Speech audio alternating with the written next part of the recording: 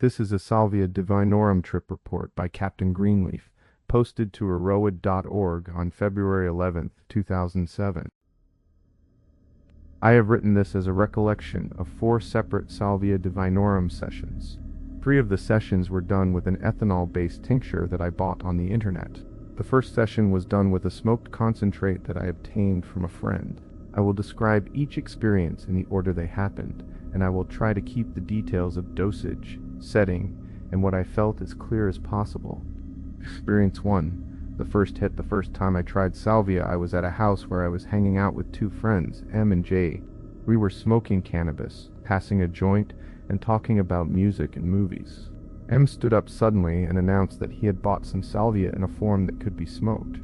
He had a small vial of a dark liquid that he said could be vaporized. J and I had heard of salvia before, but we had never tried it.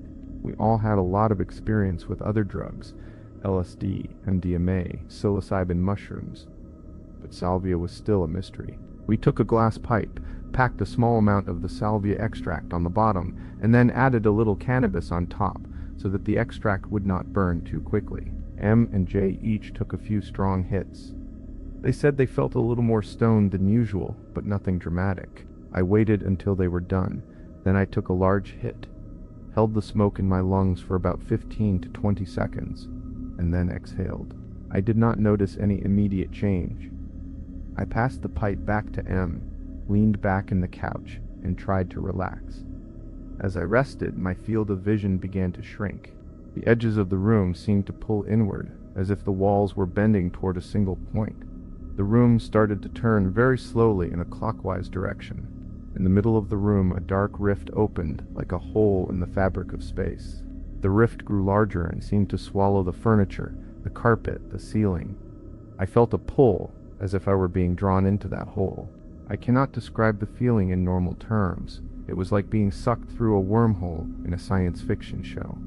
I was aware of a presence, calm and kind, that seemed to speak to me without words. The presence said something like, "You have come this far, but I will send you back. It is not yet your time." Time stopped having any meaning. I could not tell how long I was inside that tunnel, but when I returned to the room, the sensation was over in about 30 seconds. When I opened my eyes again, my friends were still there. Jay said he had noticed that I looked like I had dozed off. I asked him how long it had been since I had taken the pipe. He guessed maybe a minute or 2. In my mind, the trip had lasted an eternity, perhaps 10,000 years, but in reality it was only a brief moment. After that night, I did not try salvia again for 3 years. During those 3 years, I read a lot of trip reports on a website run by an entheogenic researcher. Most of the reports sounded similar to mine, a brief but intense pull into a dark tunnel, a feeling of being examined by unseen beings, a sense of time distortion. A few people described going farther through the tunnel, meeting entities that talked to them, or seeing vivid colors. The reports made me curious again.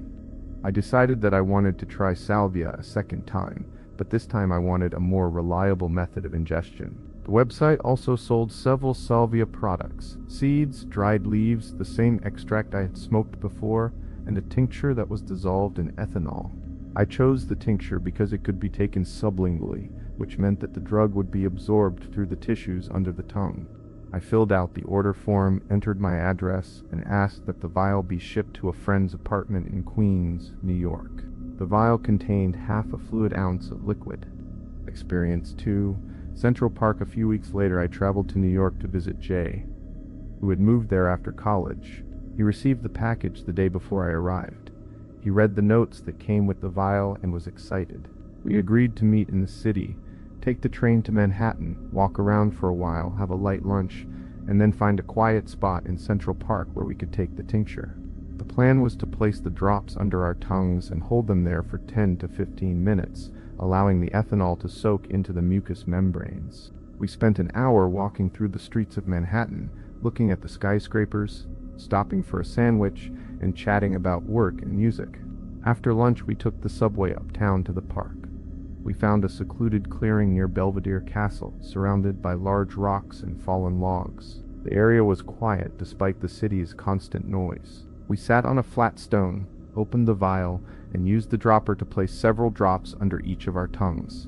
The liquid burned like fire for the first few seconds. The taste was terrible, sharp, bitter, and a little like rubbing alcohol. I held the drops under my tongue for about 15 minutes, swallowing only when the burning subsided. The burning left my tongue feeling numb and ragged for the rest of the day, as if I had eaten soup that was too hot. While the tincture was still in my mouth, I felt a strange force pulling me down, as if gravity had become heavier. I tried to sit up straight, but the feeling persisted. I eventually slumped onto the rock, letting my back rest against it. Jay was still holding his drops, and he began to gag and swish the liquid around his mouth. The liquid turned a deep green in his mouth, and the smell reminded me of a strong mouthwash. It was funny to see his face change color, but also a little unsettling. Soon after, the pull became stronger, and I sensed a swirling motion similar to what I had felt during the first experiment. I realized the tincture was working. A sense of timelessness washed over me. Although we were in the middle of New York City, the park felt like a remote forest in the Ozarks with thick foliage and the scent of pine. My thoughts became slow, and forming sentences was difficult. I tried to tell Jay how I felt. "I do not know about you, Jay, but I feel pretty strange," I said, stumbling over the words. Jay spat out his tincture and replied, "Yes, I feel something too, but I am not sure what." He added, "It is kind of like being very, very stoned, I think." I wanted to see if I could intensify the experience, so I focused my attention on a rock in front of me. I expected bright patterns or colors, but nothing appeared. Jay warned me, "You are not going to trip just by looking at it." He told me to concentrate on what was beyond my eyes. I was not sure what he meant, and I began to feel bored. The park was still there, but my mind kept drifting back to the city. I said, "We are in the most beautiful urban place in the world right now, JJ. Let us walk a little." Jay agreed, but reminded me that we should be careful not to draw attention. We stood up and walked toward a more open part of the park. My steps felt heavy, as if the ground was pulling me down. I moved in a strange, lurching way, like a drunk person trying to stay upright.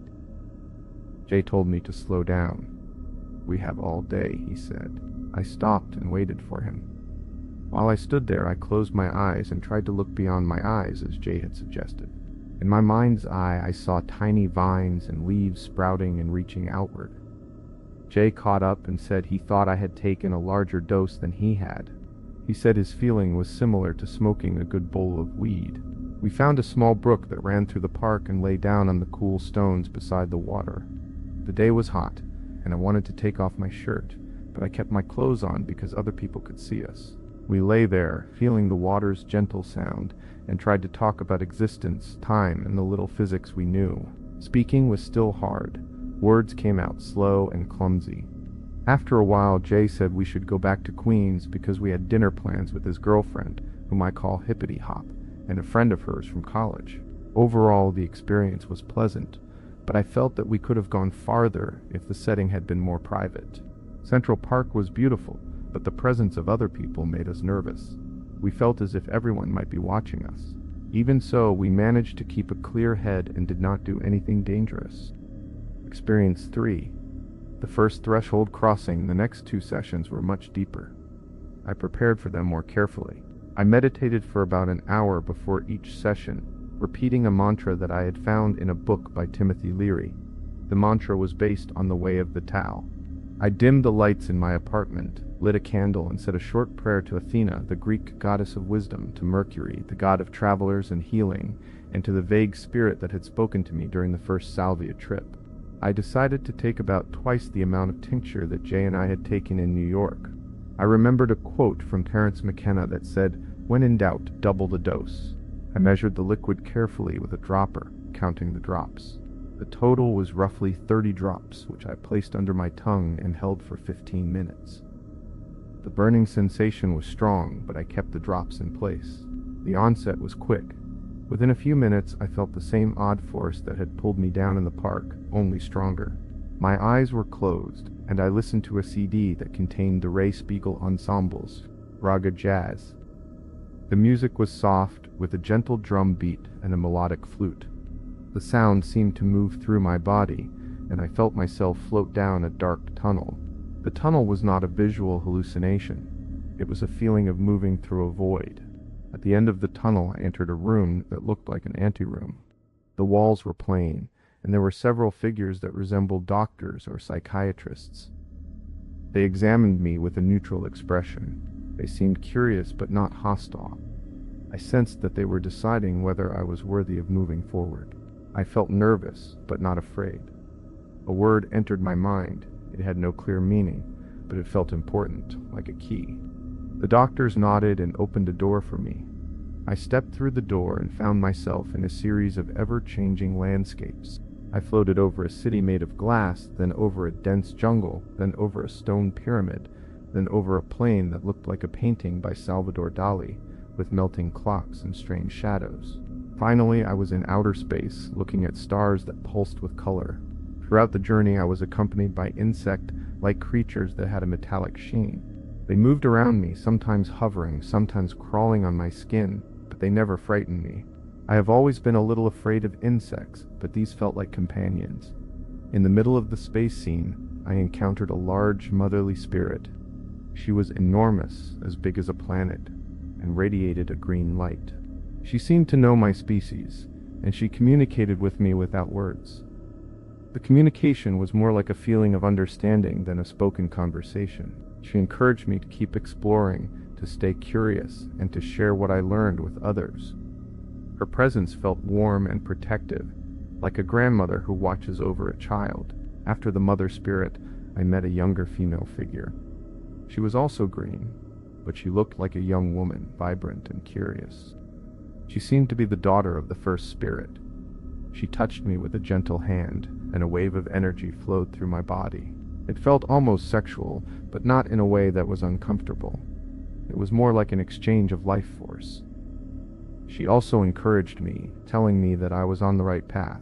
We moved together in a kind of dance, floating through the void until I felt myself becoming very tired. My mind began to drift, and I slipped into a deep sleep. When I woke, I was back in my apartment, the candle still burning, the music still playing,